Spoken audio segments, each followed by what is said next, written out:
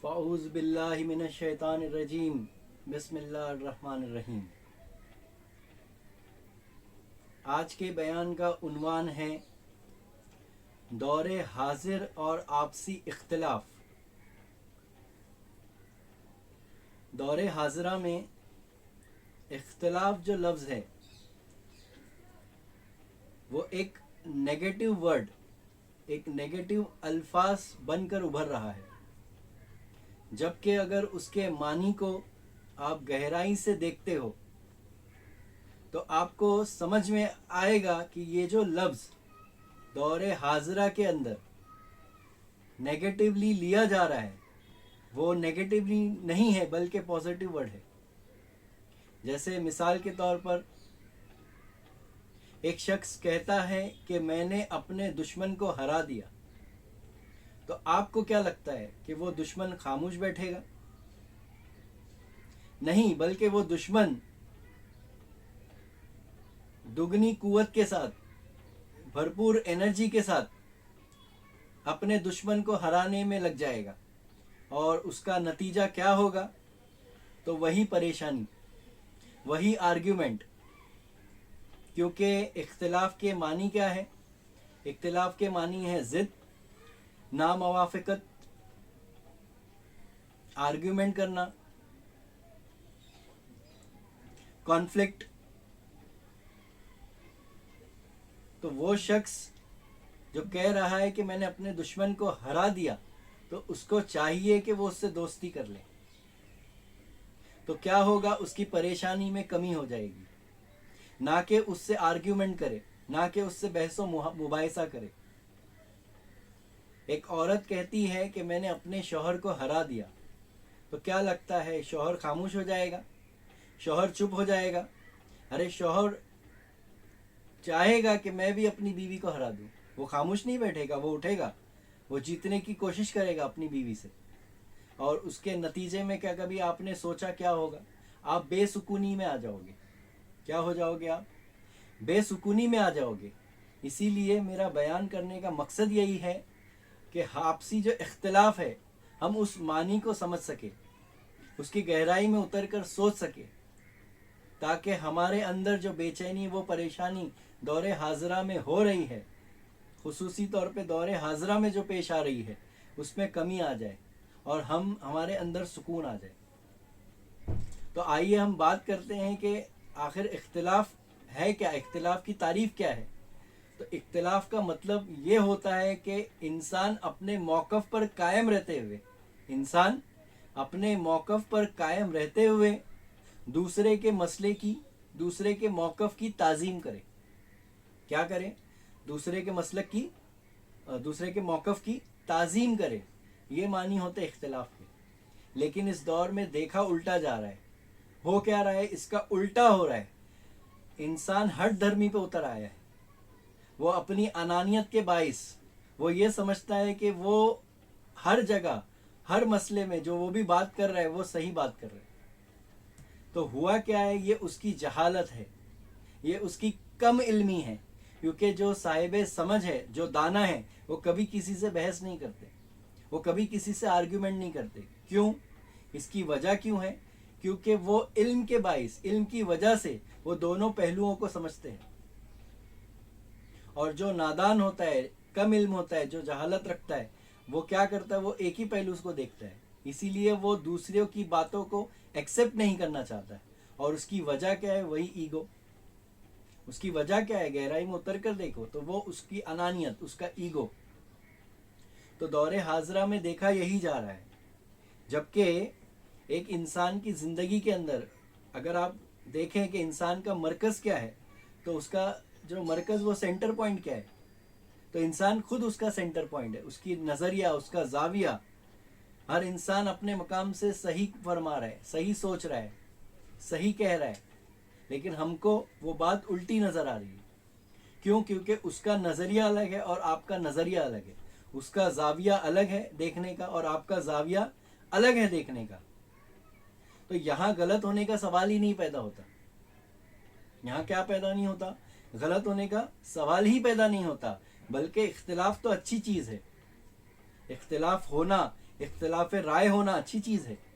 کیوں؟ کیونکہ اختلاف رائے ہونے سے آپ دوسروں کے نظریوں کو، دوسروں کے زاویوں کو جو آپ سے چھوٹ گیا ہے وہ سوچ سکتے ہیں، وہ سمجھ سکتے ہیں، وہ آپ کے سامنے مسئلہ آ سکتا ہے.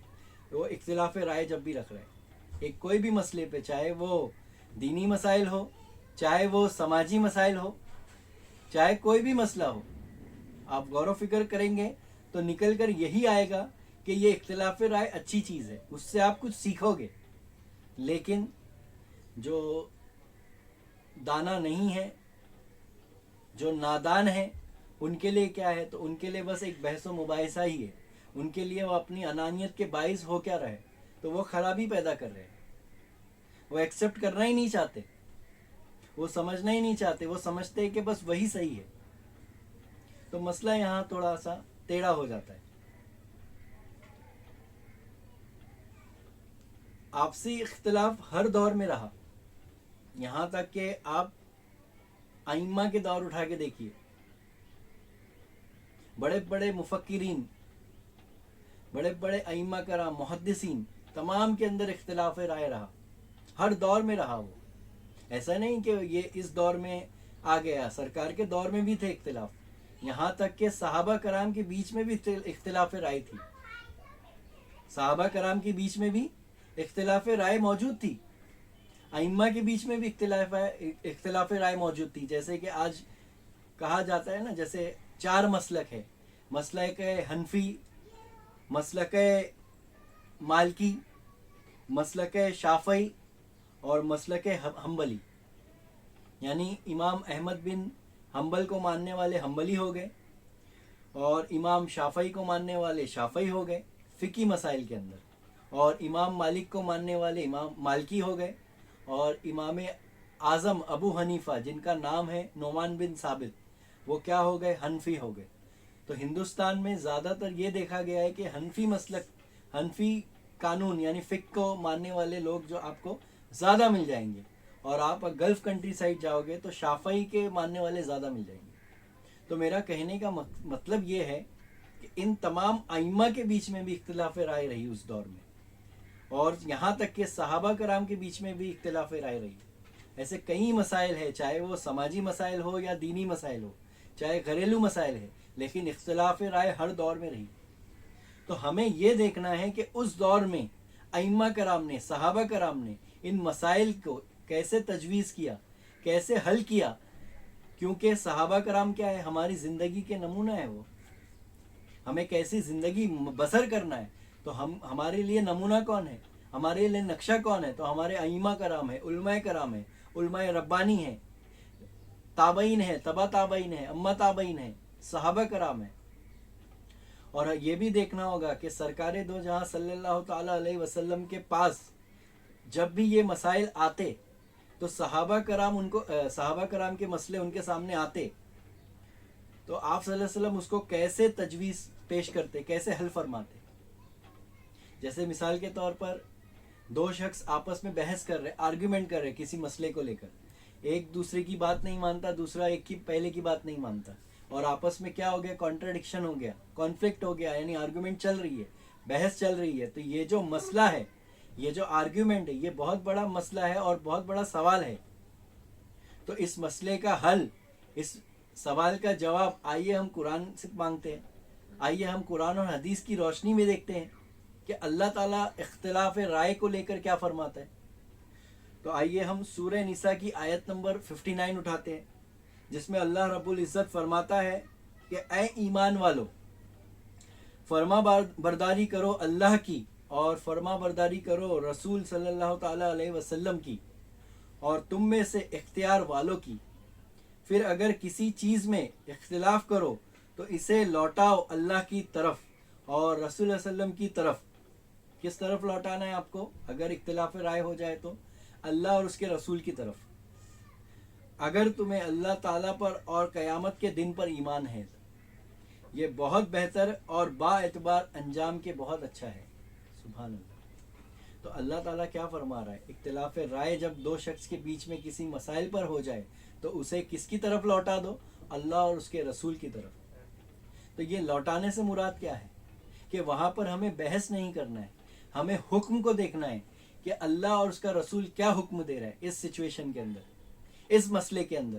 تو ہمیں کیا کرنا ہے, علم حاصل کرنا ہے. ہمیں قرآن اور حدیث سے جاننا ہے. کس سے جاننا ہے؟ قرآن اور حدیث سے پوچھنا ہے اس مسئلے کو, کیونکہ لوٹنے کا مطلب یہی نکلتا ہے. پھر آئیے حدیث شریف کا مطالعہ کرتے ہیں کہ حدیث شریف کے اندر کیا آیا ہے.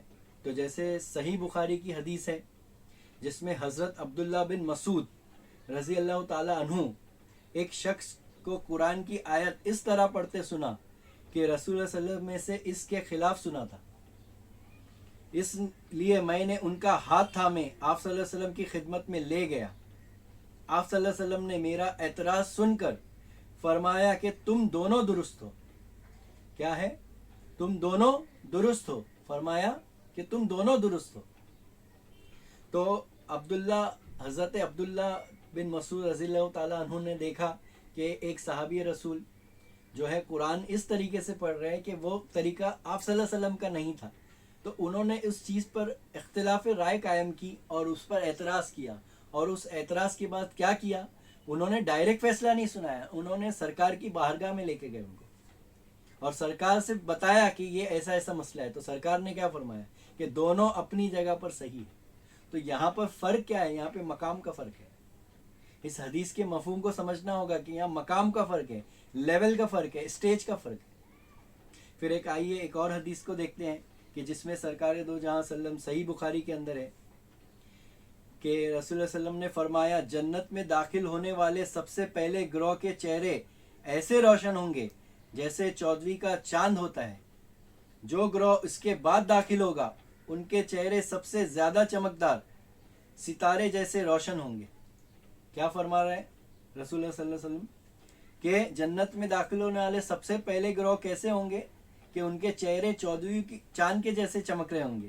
جو گروہ اس کے بعد داخل ہوگا, یعنی ایک ہوگا پہلا گروہ, پھر ایک ہوگا دوسرا گروہ جو جنت میں داخل ہوگا.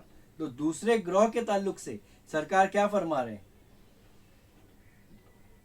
جو گروہ اس کے بعد داخل ہوگا ان کے چہرے سب سے زیادہ چمکدار ستارے جیسے روشن ہوں گے. ان کے دل ایک ہوں گے, کوئی بھی اختلاف ان میں آپس میں نہ ہوگا اور نہ ایک دوسرے سے بغض و حسد ہوگا. سبحان اللہ. تو سرکار کیا فرما رہے ہیں؟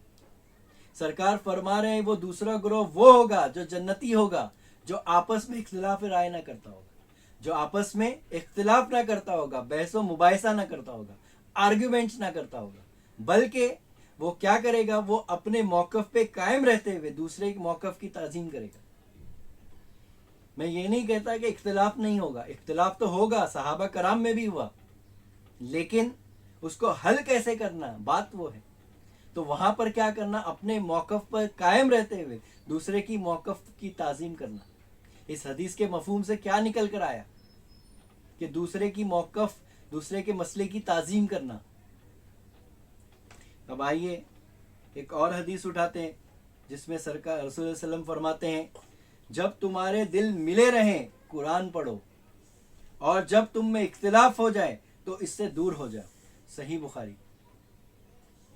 جب تمہارے دل ملے رہے تو قرآن پڑھو, یعنی مل کر اس کے اوپر ڈسکس کرو, اس کے معنی کے, اس کے فہم کے اوپر, اس کے معنی کے اوپر غور و فکر کرو اور آپس میں ڈسکشن کرو. لیکن اگر دل نہیں ملے رہے تو یہاں دل سے مراد ہے خیال. اگر ایک کا خیال دوسرے سے ٹکرا رہا ہے تو سرکار فرماتے ہیں کہ دور ہو جاؤ. کیا ہو جاؤ؟ اس کے پڑھنے سے دور ہو جاؤ. تو یہاں پر کنڈیشنل چیز ہے کہ اس وقت کے لیے دوری اختیار کر لو. قرآن پڑھنے سے منع نہیں فرمایا سرکار نے. سرکار نے فرمایا کہ اگر اختلاف رائے ہوتی ہے, بحث ہوتی ہے, آرگیومنٹس ہوتی ہے, تو اس وقت کے لیے کیا کرنا ہے؟ ہمیں رک جانا ہے اور اس سے دور ہو جانا ہے. سبحان اللہ. تو سرکار تو حدیث میں یہ فرما رہے ہیں, سرکار تو یہ سولوشن دے رہے ہیں ہم کو امت کے لیے, کیونکہ سرکار ہی تو نمونہ ہے سراپا اس امت کے لیے.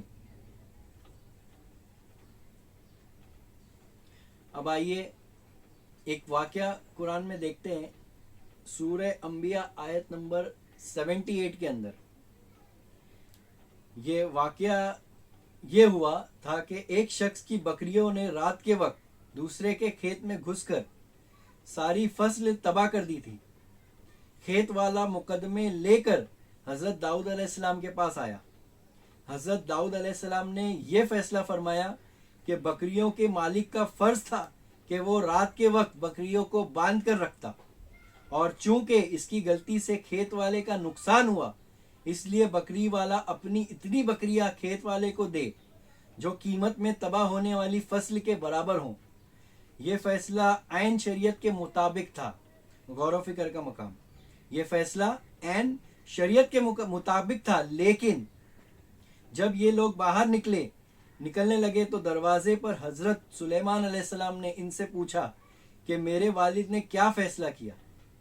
انہوں نے بتا دیا تو حضرت سلیمان علیہ السلام نے فرمایا کہ میرے ذہن میں ایک اور صورت آ رہی ہے جس میں دونوں کا فائدہ ہے. حضرت داؤد علیہ السلام نے ان کی یہ بات سن لی تو انہیں نے بلا کر پوچھا کہ وہ کیا صورت ہے.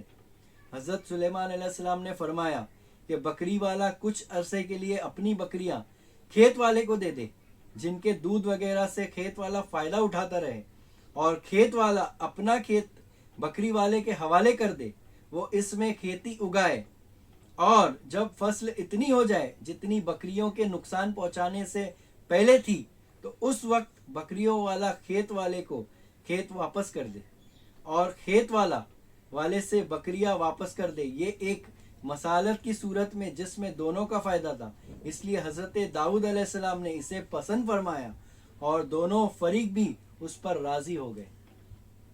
سورہ انبیاء آیت نمبر 78 میں یہ مسئلہ پیش آیا تھا. حضرت داؤد علیہ السلام جو کہ نبی ہے، اور حضرت سلیمان علیہ السلام جو کہ نبی ہے، اور حضرت داؤد علیہ السلام باپ ہے اور حضرت سلیمان علیہ السلام بیٹے ہیں.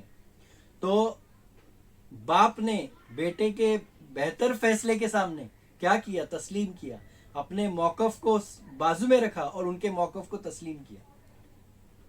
کس نے؟ ایک نبی نے، ایک باپ نے اپنے بیٹے کے موقف کو تسلیم کیا، قبول کیا، بنا اختلاف کے. کیوں؟ کیونکہ حضرت سلیمان علیہ السلام نے جو فیصلہ کیا تھا وہ دونوں کے حق میں بہتر تھا. تو اس مسئلے سے، اس واقعے سے ہم نے کیا سبق حاصل کیا؟ کہ ایک باپ جو کہ نبی ہے اپنے بیٹے کے موقف کی تعظیم کر رہا ہے، اس کو قبول کر رہا ہے، اپنا سر خم کر رہا ہے. اب ایک نبی ہوتے ہوئے، ایک ذی علم شخصیت ہوتے ہوئے، اور آج کے عالم سو، عالم ظاہر کیا کر رہے؟ اس امت کے اندر خلط ملط پیدا کر رہے. کیا کر رہے ہیں؟ خلط ملط پیدا کر رہے ہیں.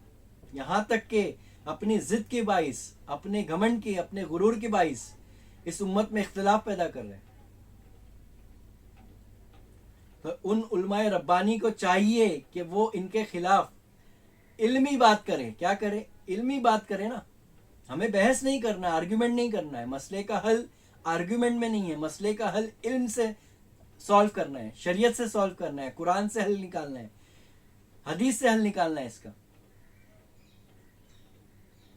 تو آج ہو کیا رہا ہے؟ علماء ظاہر کی وجہ سے اس امت کے اندر خلفشار پیدا ہو رہا ہے، خلط ملط ہو رہا ہے. تو میرا کہنے کا مقصد یہی ہے کہ اپنے موقف پر قائم رہتے ہوئے دوسرے کی موقف کی تعظیم کرنا اختلاف کہلاتا ہے.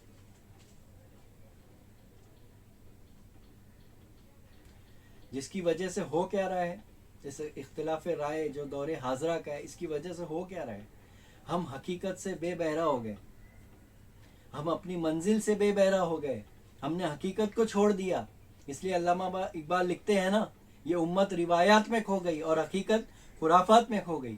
تو یہ اختلاف کیا کر رہا ہے؟ آپ کو خرافات کی طرف لے کر جا رہا ہے، اور حقیقت کیا ہو رہی ہے؟ خرافات بن جا رہی ہے حقیقت. تو ہمیں یہ سمجھنا ہوگا، کیونکہ اللہ تعالیٰ قرآن میں کیا فرما رہا ہے؟ ایک مسلمان بھائی کے لیے، ایک مومن بھائی کے لیے حسن ظن رکھے. آئیے دیکھتے ہیں سورہ الحجرات. اے ایمان والو بہت سے گمانوں سے بچو، کیونکہ بعض گمان سری گناہ ہوتے ہیں. تو بہت سے گمانوں سے بچو. تو یہ گمان کیا ہے؟ تو اس کے اگر متضاد الفاظ کو دیکھ کر تو کیا نکل کر آتا ہے؟ تو یہی نکل آتا ہے حسن ظن رکھنا. کیا رکھنا؟ ایک مسلمان بھائی دوسرے مسلمان بھائی کے لیے کیا رکھے؟ حسن ظن رکھے، نیک خیال رکھے. کیا رکھے؟ تو مسئلہ حل ہو جائے گا. کیا ہو جائے گا؟ مسئلہ حل ہو جائے گا. اب میں اپنا ایک آخری واقعہ، ایک حکایتی واقعہ بول کر اپنے بیان کو ختم کرتا ہوں کہ بابا فرید گنج شکر، مسعود گنج شکر رحمۃ اللہ تعالیٰ علیہ ایک مجلس میں بیٹھے ہوئے، ان کے بغل میں ایک عالم بیٹھا ہوا ہے. وہ عالم نے کہا کہ اسلام کے اندر اتنے ستون ہوتے ہیں، تو اسلام کے 5 ستون ہوتے ہیں. تو اس کے اوپر سے بابا فرید نے کہا کہ میں نے تو چھٹا رکن بھی سنا ہوں، اور وہ چھٹا رکن کیا ہے؟ تو وہ روٹی ہے. تو عالم صاحب ایک دم کھڑے ہو گئے کہ بولے آپ نے کہاں پڑھا؟ تو بولے میں نے قرآن اور حدیثوں میں پڑھا، میں نے کتابوں میں پڑھا کہ چھٹا رکن جو ہے وہ کیا ہے؟ روٹی ہے. تو اس پر ان کو اختلاف ہوا. کس کو؟ عالم صاحب کو. ملا صاحب کو کیا ہوا؟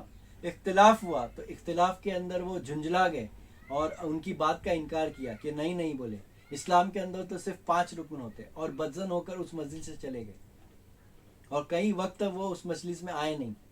تو ایک وقت کیا ہوا کہ وہی ملا صاحب، وہی عالم صاحب کیا ہوا؟ حج کے لیے روانہ ہوئے، اور 7 سال وہ حج میں رہے، مکہ شریف میں رہے، اور 7 حج کیا، اور 7 کیا کیا؟ طواف کیا.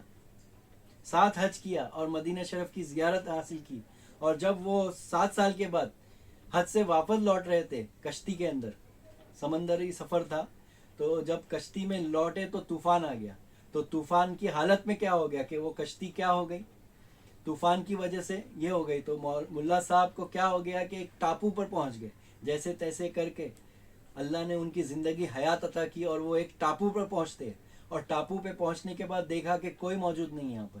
3 دن تک بھوکے اور پیاسے، بھوک کی شدت. تو ایک غار میں بیٹھے تھے. تو ایک غار میں ایک شخص آتا ہے کہ اس کے سر پر اخوان رکھا ہوتا ہے، اور وہ چلاتا ہے کہ روٹی لے لو. تو یہ ایک دم وہ ہو جاتے ہیں، فریب یافتہ نظر سے دیکھتے ہیں کہ بولے اے روٹی والے شخص ادھر آ جا. بولے تو بولے مجھے روٹی دے دے، مجھے کھانا دے دے، میں 3 دن سے بھوکا ہوں. تو وہ شخص کہتا ہے کیوں نہیں؟ بولے یہ اس کی اتنی رقم ادا کر دیجئے، میں آپ کو روٹی دے دیتا ہوں. تو وہ ملا صاحب کہتے ہیں کہ کیا تجھے اتنی بھی انسانیت نہیں؟ میرے پاس دینے کے لیے کچھ نہیں، کیا تیرے کو اتنی بھی انسانیت نہیں کہ تو مجھے ایک روٹی کھلا دے؟ تو بولتے اگر میں انسانیت کو دیکھوں، اگر میں آپ کی انسانیت کو دیکھوں، آپ پر رحم کروں، تو اللہ مجھ پر رحم کرے، کیونکہ میرے پاس کچھ بھی نہیں ہے دینے کے لیے. اگر میں یہ کھانا دے دوں تو میں کیا کھاؤں گا؟ میرے بیوی بچے کیا کھائیں گے؟ تو بہرے کیف اس نے کہا، اس اخوان نے کہا کہ ٹھیک ہے، بولے میں ایک شرط پر آپ کو روٹی دیتا ہوں. وہ کہتا ہے کہ بولے آپ نے جتنے بھی حج کیے اس کا ثواب میرے نام کر دیجئے. تو بولے میں آپ کو یہ کھانا دے دیتا ہوں. تو ملا صاحب نے سوچا کہ یہ زبانی تو کہنا ہے، اس کو کیا کہنا ہے؟ زبانی تو کہہ دینا ہے کہ ہاں ٹھیک ہے، بولے میں نے حج کا ثواب دے دیا، جتنے بھی حج میں نے آج تک کیا وہ اس کے ثواب میں نے تجھے دے دیا. تو اس کے عوض میں نے کیا لیا؟ روٹی لیا. پھر 3 دن گزرتے ہیں، اب وہ اخوان لوٹتا ہے اپنے گھر کی طرف. پھر 3 دن ہوتے ہیں، پھر کھانے کو کچھ نہیں، پھر بھوک، پھر شدت. اور ان کا معمول تھا کہ جیسے ہی کھانا کھا لیا آپ سمندر کے کنارے بیٹھ جاتے، اسی آس میں کہ اب کوئی کشتی آئے گی. اب 3 دن گزر گیا، بھوک کے مارے حالت خراب ہے. پھر وہی اخوان آتا ہے. تو اس اخوان کو بولتے ہیں کہ مجھے روٹی دے دے. تو اخوان بولتا ہے کہ میں آپ کے پاس پیسہ نہیں ہوں، میں آپ کو کیسا دے دوں؟ میں ایک تجارت ہوں، میں تجارت کرتا ہوں، تو بنا پیسے کے میں آپ کو نہیں دے سکتا ہوں. ہاں اگر آپ یہ وعدہ کرتے ہیں کہ میں آپ کو جتنے بھی آج تک نمازیں ادا کی اس کا ثواب دیتا ہوں، تو بولے یہ میں روٹی ادا کر دوں گا. تو ایسا کرتے کرتے اتنا وقت گزر گیا کہ وہ اخوان کے پاس وہ ملا صاحب کے جتنے بھی حج کیا اس کے ثواب آ گئے، جتنے بھی روزے رکھے آج تک اس کے ثواب آ گئے، جتنے بھی نمازیں پڑھے اس کے ثواب آ گئے، جتنے بھی زکاتیں دیے اس کے ثواب آ گئے. اور ایک وقت یہ ہوا کہ وہ لپک کر اس اخوان کی طرف دوڑتے ہیں کہ یہاں پر کوئی آبادی ہے کیا. تو دیکھتے ہیں کہ اخوان وہ غائب ہو جاتا ہے پہاڑیوں کے بیچ میں. پھر جیسے تیسے کر کچھ دن عرصہ گزرتا ہے، کچھ دن گزرتے ہیں، تو وہی کنارے پہ کھڑا ہوتا ہے کہ دیکھتا ہے کہ بولے کشتی آ رہی ہے. وہ کشتی کو پکارتے ہیں اپنی پگڑی نکال کر اور چلاتے ہیں وہ. تو وہ کشتی اس کنارے پر آتی ہے اور ان کو ہندوستان کی طرف لے کے جاتی ہے. تو کچھ عرصے کے بعد وہی ملا بابا فرید کی مجلس میں حاضر ہوتا ہے سینہ تانے ہوئے، اور ان کی مجلس میں آ کر بیٹھ جاتا ہے آپ کے بغل میں. اور بغل میں آتے ساتھ بابا فرید پوچھتے ہیں کہ آپ کہاں تھے؟ تو بولے میں تو حج کرنے گیا تھا 7 سال. بولے میں 7 سال مکہ شریف میں رہا، 7 سال مدینہ شریف میں رہا، میں نے 7 حج کیے. मैंने वहाँ रोज़े रखे, मैंने वहाँ तवाफ़ की, वहाँ ज़ियारत की मदीना शरीफ की। अब मैं जैसे तैसे लौटा हूँ, आने में परेशानी हुई, तूफ़ान आ गया था, अब मैं जैसे तैसे करके लौटा हूँ।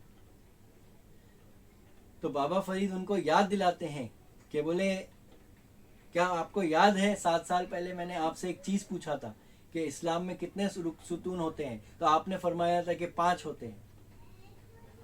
तो बोले हाँ, मैं तो अभी भी उस बात पे कायम हूँ कि 5 होते हैं, लेकिन बोले मैंने तो रोटी भी कहा था, छठा रुकन रोटी है।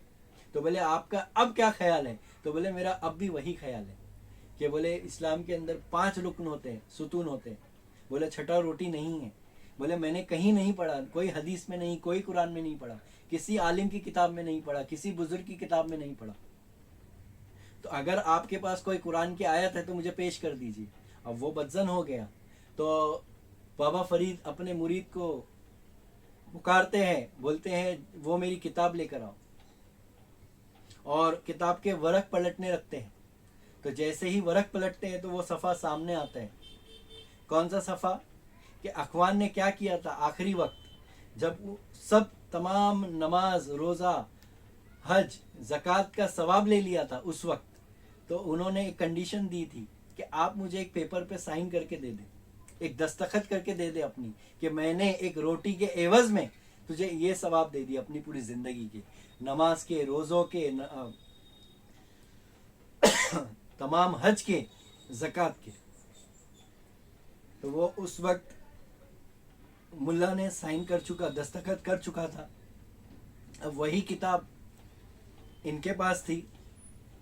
अब वो वरक पलटते हैं, और वरक पलटते हैं तो देखते हैं कि वहाँ लिखा हुआ है कि मैंने एक रोटी के एवज में तमाम उम्र की नमाजों का सवाब, रोज़ों का सवाब, ज़कात का सवाब, और जितने भी मैंने हज किया उसका सवाब।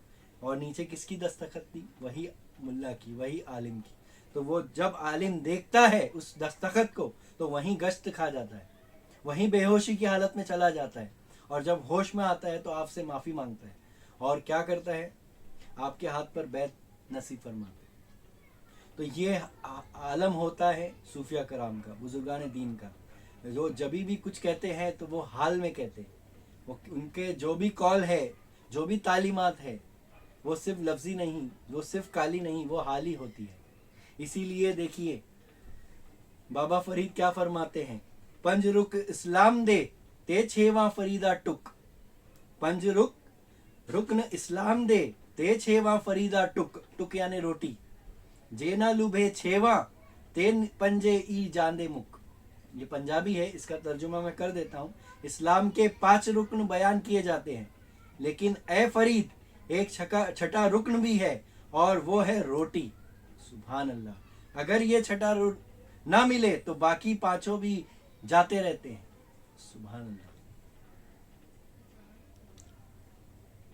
इतना याद रखना, शोर और शऊर में लफ्ज़ शोर शीन वाव रे, और लफ्ज़ शऊर शीन ऐन वाव रे में सिर्फ ऐन का फर्क है, और वो ऐन क्या है? वही इल्म है।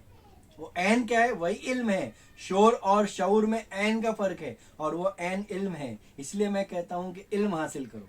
इसलिए मैं कहता हूँ कि कोई भी मसले का हल कुरान में टटोलो, कोई मसले का हल हदीस में टटोलो। अगर कोई मसले का हल आपको हदीस और कुरान से नहीं समझता है तो उल्मे रब्बानी की बारगाह में जाओ, उनसे उस मसले का हल पूछो। तो मेरी दुआ है हम तमाम को मौला इत्तेहाद व इत्तिफाक पैदा करे, इल्म हासिल करने की तौफीक अता फरमाए। आमीन। वमा अलैना वो इल्लल बलाग।